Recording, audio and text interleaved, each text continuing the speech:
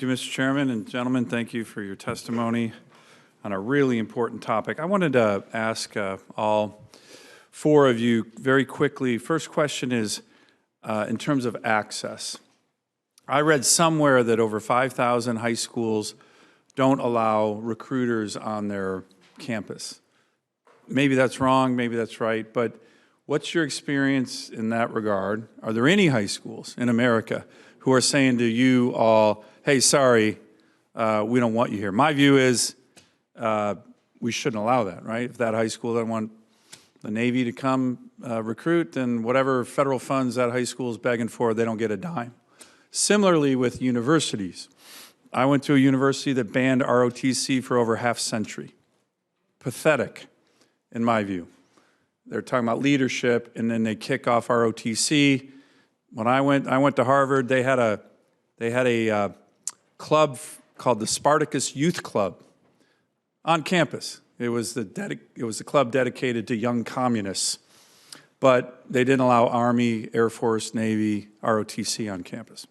Shows Harvard's values. But again, under federal law, universities are not allowed to ban ROTC on campus or they lose federal dollars. So my first question to all of you is there anywhere you have seen problems with access, either universities or high schools where they just tell you, hey, sorry, you're not welcome here? And maybe we can take it for the record. I'd like a list. I'd like a list, right? Defending the nation is everybody's job. And if we have high schools or universities who are saying, sorry, Army, you're not good enough for us, the Congress of the United States, the Senate should know. So just very quickly, have you run into that? Are you hearing about that? Somewhere I read about 5,000 high schools, which to me seemed like a lot. So that seems like a lot. That's not what we're seeing in the Army. It's not so much that access is a problem. What I would offer is, I think, meaningful access. Wherever a young recruiter shows up to a particular school, they'll say, absolutely, you're welcome, but we'd like you to set up your recruiting table, let's say in the cafeteria at 1600 on Friday. Yeah. So meaningful access, okay. If we can get your help in terms of having our young recruiters share their story across all of the okay. U.S.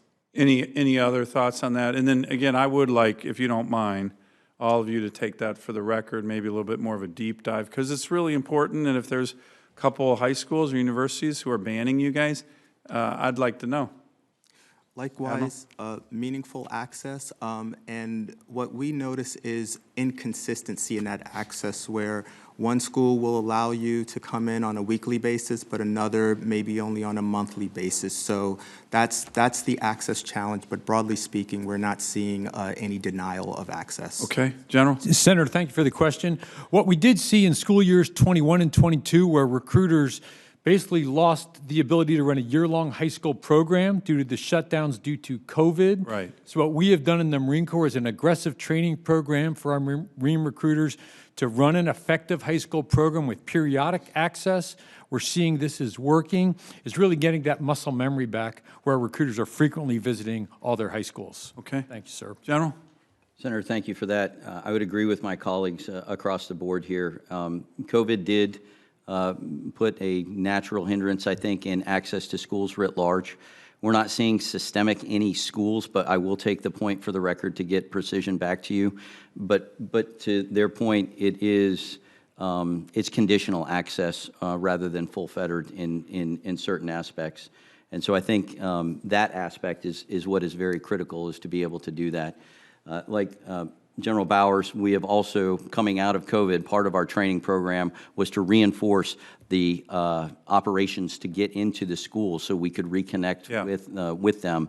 But I think that, so you have that piece of it, but very much so, I've not seen systemic denials, just qualified access. Great. Let me, Mr. Chairman, I'll wrap with just two questions. General Davis, you talked about this issue, which I think is a really big one, how the number of people who are serving has diminished, so you don't have the connection that you would normally.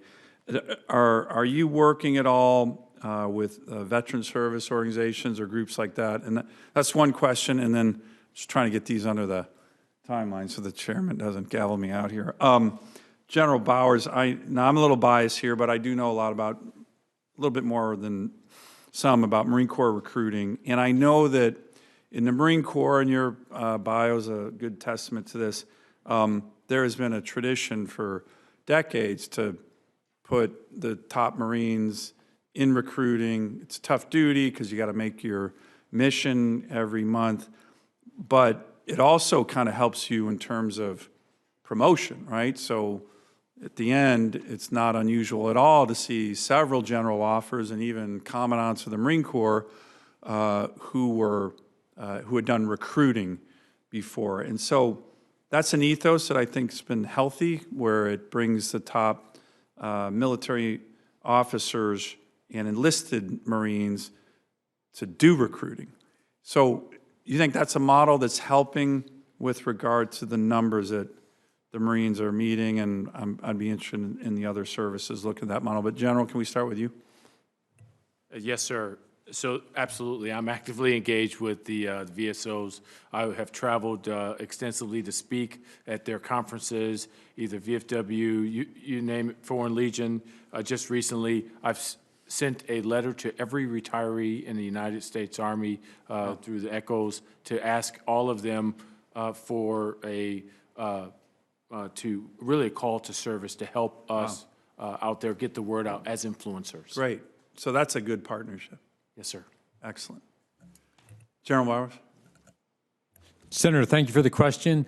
It absolutely is a factor in the Marine Corps. It absolutely helps our culture, the ethos of Marine Corps recruiting. Having our best Marines, our best commanders out there on recruiting duty to attract and inspire the youth of America. Great. Any other, General, Admiral, you want to comment on either of those two questions? Absolutely. We are engaged with our veteran population, and it's part of a broader effort for our war on talent and call to service by the entire fleet. What we know from our historical data is that if a recruiter walks out of his or her front door, it typically takes 10 individuals for that recruiter to garner one contract. If they walk out of that door with a referral from anyone, that ratio drops to 7-to-1. But if they walk out the door with a referral from anyone in the Navy, active, enlisted, or active duty reserve, retired, or civilian, that ratio drops to 5-to-1. So capitalizing on folks who have experience helps the recruiting effort. Great. General, you have any last comments on that? Yes, sir. Thank you for that as well. We have bolstered our partnership with veterans organizations and other civic leadership organizations that are out there.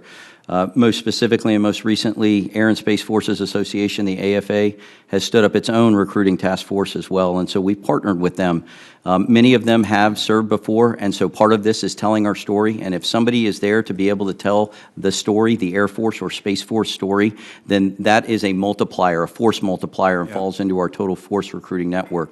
We're looking to expand that with Civil Air Patrol on the near horizon and develop the TTPs, tactics, techniques, and procedures for them. We don't need them necessarily to be specific recruiters, but we need them to be able to be there, be present, be in the spaces, and inform what our Air and Space Service is about.